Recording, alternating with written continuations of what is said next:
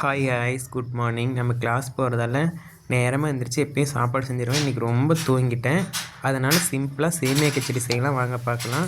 சேமியா கிச்சடி செய்கிறதுக்கு என்னென்ன தேவைப்படும்: தக்காளி, வெங்காயம், கேரட் பீன்ஸ் போட ரொம்ப நல்லாயிருக்கும். அதனால் நான் வந்து கேரட் பீன்ஸ் எடுத்திருக்கேன். முதல்ல ஸ்டவ்வை பற்ற வச்சு வானொலி எடுத்து வச்சுக்கலாம். வானொலி நல்லா காஞ்சி வெட்டி எண்ணெய் ஊற்றலாம். முதல்ல வந்து வானொலி நல்லா காயட்டும். சேமியா கிச்சடி செய்கிறது ஈஸி தான். நான் ஃபஸ்ட் டைம் செய்கிறேன், பார்க்கலாம் எப்படி வருதுன்ட்டு. வானொலி நல்லா காஞ்சிச்சு, ஆனால் எண்ணெய் கடுகு போடுறத நான் வந்து எடுக்க மறந்துட்டேன். ஸோ இப்போ வந்து நம்ம வெங்காயம் வதக்கிறதுலேருந்து ஆரம்பிச்சிக்கலாம்.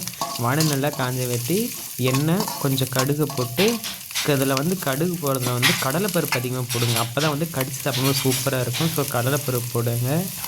வெங்காயம் போட்டு நல்லா வதக்குங்க. வெங்காயம் ஓரளவுக்கு நல்லா வதங்க வெட்டி நம்ம கட் பண்ணி வச்சுக்கிற கேரட் பீன்ஸ் போடணும். ஏன்னா அந்த காய் வந்து எண்ணெயிலே வேகணும், தண்ணியில் வந்து வேகாது. ஏன்னா தண்ணி உடனே கொதிச்சிரும். அதனால் எண்ணெயில் போட்டு நல்லா வதக்குங்க. எனக்கு வந்து ஸ்டங்கு உளருது, பார்த்துக்கோங்க. ஏன்னா என்னுடைய இப்போ தான் வீடியோ போடுறதுனால எனக்கு நாக்கு குளருது. நல்லா கேரட் பீன்ஸ் நல்லா வணங்கட்டும். இப்போவே வந்து தேவையான அளவு உப்பு போட்டுக்காங்க காயிலே. அப்போ தான் வந்து உப்பு வந்து காயில் பிடிச்சி சாப்பிட்றதுக்கு நல்லாயிருக்கும். கம்மியாக போடுங்க. அப்புறமேட்டு தண்ணி ஊற்றும் போது நம்ம வந்து பார்த்துட்டு மறுபடியும் உப்பு போட்டுக்கலாம். நல்லா உப்பு போட்டு நல்லா காயை வதக்குங்க.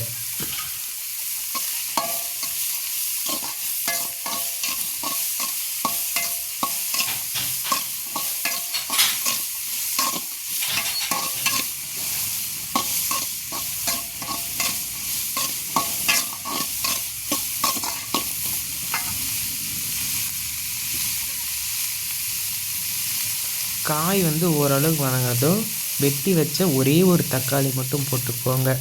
ஏன்னா தக்காளி நிறையா போட்டால் அது வந்து தக்காளி மாதிரி புளிப்பு வந்துடும். ஸோ சின்ன தக்காளியாக ஒரு தக்காளி போட்டிருக்கேன். நீங்கள் பெரிய தக்காளியாக இருந்தால் ஆஃப் சைஸ் தக்காளி கூட போடுங்க. நீங்கள் செய்கிற குவான்டிட்டிக்கு ஏற்ற மாதிரி தக்காளி போடுங்க. தக்காளி மசாலாலாம் போட்டு மூடி வச்சிருந்தேன். ஸோ அதனால் வந்து இப்போ எடுத்து வதக்கலாம். நான் என்னென்ன மசாலா சேர்த்துறேன்னு உங்கள்கிட்ட சொல்லலை. கொஞ்சமாக கரம் மசாலா, அப்புறம் சிக்கன் மசாலா சேர்த்துருக்கேன். அது கொஞ்சம் டேஸ்ட் நல்லாயிருக்கும். அந்த கேரட் பீன்ஸ் போட்டு சாப்பிடும்போது சேமியாவோட டேஸ்ட் நல்லாயிருக்கும். அதனால் சிக்கன் மசாலா, கரம் மசாலா சேர்த்துக்கேன். நீங்கள் தேவைன்னா சேர்த்துவாங்க, இல்லைன்னா தேவைன்னா. இப்போ தேவையான அளவு தண்ணி வச்சுக்கலாம். நான் வந்து ஒரு பாக்கெட் சேமியா செய்ய போகிறேன். அதுக்கு வந்து நான் சொம்பில் வந்து ஒரு சொம்பு கொஞ்சமாக சேர்த்துருக்கேன். இது வந்து 1/2 லிட்டர் தண்ணிக்கு சமமாக இருக்கும். ஸோ நான் தண்ணி சேர்த்துக்கிறேன். தண்ணி சேர்த்துட்டு உப்பெல்லாம் பார்த்துட்டு நம்ம மூடி வச்சிடலாம். அது ஒரு கொதி வந்தபடி நம்ம சேமியா கொட்டி கிளறிக்கலாம்.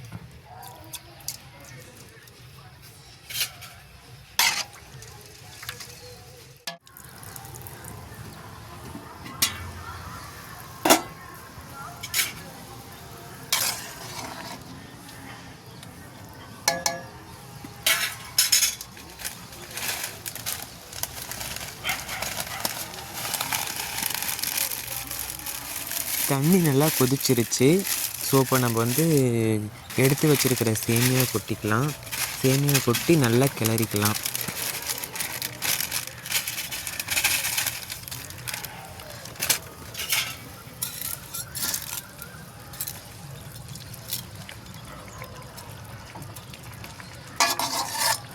கரண்டி போட்டு ரொம்ப நம்ம வந்து கிளற தேவையில்லை. இப்படி தண்ணியில் முங்குற மாதிரி வச்சுட்டு மூடி வச்சதை ஓப்பன் பண்ணிக்கலாம். இப்போ வந்து பாதி அளவுக்கு வந்து தண்ணி குறைஞ்சிருச்சு. இதே மாதிரி தண்ணி குறையட்டும். ரொம்ப போட்டு சேமியா வந்து கலக்காதீங்க. கலங்கினா சேமியா வந்து நீட்டமாக வராது, உடஞ்சி அது ஒரு மாதிரி கொலன்னு வந்துடும். சாப்பிட்றது நல்லா இருக்காது. அதனால் இப்படியே மூடி போட்டு நல்லா வேக வைங்க.